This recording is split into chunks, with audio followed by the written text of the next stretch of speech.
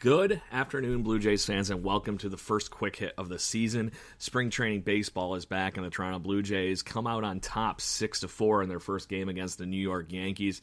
What a welcomed afternoon it was as the Blue Jays finally get a chance to show off a little bit, and the offense was clicking as we would have predicted. You know, this is how everything is looking for the Toronto Blue Jays, that they're going to have to bludgeon people to death with their offensive prowess, and then they're going to have to run enough out there on the pitcher's mound to be able to hold off the lead and keep them up in front. So that's exactly what happened today, as the Blue Jays jumped out to a very early lead. If you were following our tweets during the game, we were live tweeting on the @BirdwatchingGC Twitter handle. Rowdy Tellez broke open the scoring with a ground rule double that he laced down the right field line. Took a nice little hop over the right field wall, and that scored Marcus Semien and Bo Bichette. Looking good right off the bat for the Toronto Blue Jays in the top of the first. Coming in the second inning, which they would score again, Kevin Biggio, also known as Adam Corsair's Man Crush Monday, scores Jonathan Davis after he had just stolen second base, and the RBI double puts the Blue Jays up 3-0. Looked very, very impressive right off the bat. And in the third inning, the Blue Jays scored again. This would be the third consecutive inning that they were able to score in. They would score 4 innings in a row to open up the scoring on this game. Jonathan Davis singles in a line drive that drove in Vlad Jr., who had walked before that. And it looked, actually, I take that back. He got hit by a pitch, I believe. So, either way, Vlad Jr. running around from second to home in a little single that happens to go through this hole between third and short looked very good. It indeed looks like Vlad Jr. is definitely lighter on his feet than we had seen in the first couple years of seeing him as a Blue Jay. So, Blue Jays fans get excited, and then in the fourth inning, Lourdes Gurriel Jr. singles on a fly ball that brings in Otto Lopez, who was pinch running, and he scores. So that Blue Jays at the time were up 5-0, and even at this point in the ball game, they haven't even given up their first pitch or first hit of the game. So very, very impressive stuff to be able to start the game, and just looking great all around. And I want to say the best part of this was actually probably how Anthony Kay looked off the bat in the game, and looked very impressive in his 2 innings of work. Doesn't give up any walks, no hits, 2 strikeouts, and noting Keegan Matheson saying that he was actually running around 97 miles per hour during this outing, and looked very impressive. So Anthony Kay vying for that one of those rotation spots. He very well could be off to a very good start. Coming in after him, TJ Zeuch, who also looked very impressive. And in bantering back and forth with guest of the show, Jason Lee, we were discussing where his tenure could be for the Blue Jays this season, and I made the comparison that he looks very similar to Pat Hankin or a right-handed Mark Burley with how he keeps the ball low and just kind of baffles pitchers back and forth with speed. That 12-6 curveball is looking very, very good already this spring for TJ Zeuch, who would pick up the wind in this game and run right through it.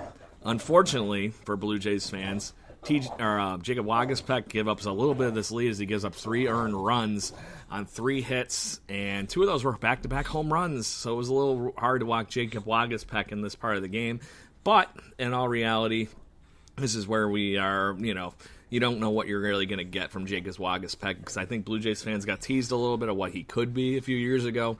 But in all reality, that might have been where his ceiling actually was, yet to be seen.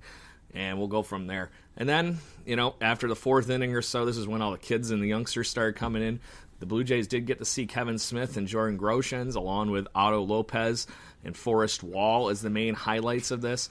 Late in the game, though, unheard of / resurgent candidate Logan Warmoth was able to run out and had 2 hits in his 2 at-bats, including an opposite field home run where he was very, very impressive, taking it deep over the right field wall and off of a former big leaguer, too, so that was even more impressive. Logan Warmoth ends up putting the icing on the cake for the Toronto Blue Jays, who would go on to win 6-4, 10 hits to the Yankees' 5, and 1 error. So what to come out of this? The Blue Jays have a lot more to come, but it looks exactly what our Blue Jays were thinking.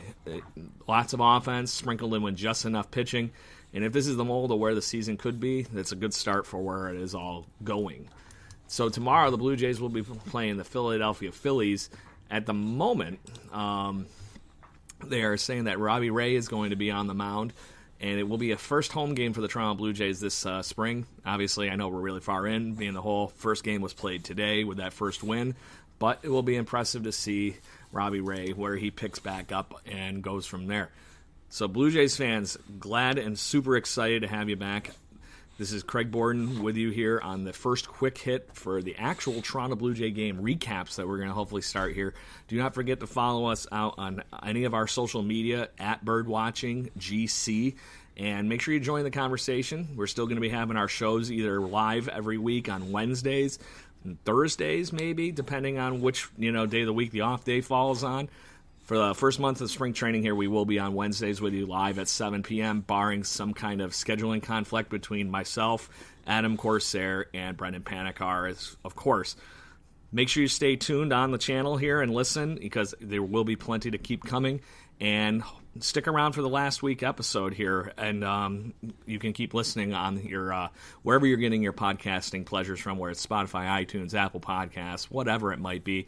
And do not forget to find out our live shows on Facebook, Twitter, YouTube, and Twitch when we actually do record them on Wednesday evenings.